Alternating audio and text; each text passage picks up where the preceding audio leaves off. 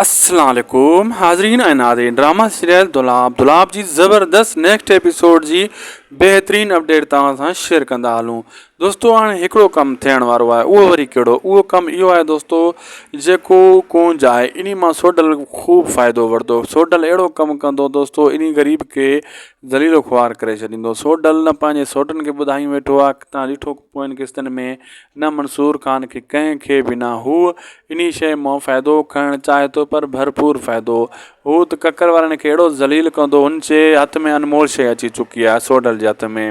हू पंहिंजा मफ़ाद वठंदो, इन खां फ़ाइदो वठंदो, लेकिन इन जी इज़त जो मसइलो न कंदो। इज़त ईअं ई रहंदी, लेकिन सोडल जी इहा ई कोशिशि आहे त मां इन मां फ़ाइदो वठां, निकाह टोड़ायां गुल परी जो वग़ैरह वग़ैरह। तव्हां ॾिठो पोयनि किस्तनि में हू चई बि रहियो आहे। बिल्कुलु अॻिते हली दोस्तों इहा शइ जेका इन जी कंध में पवंदी, सोडल इन मां फासी वेंदो।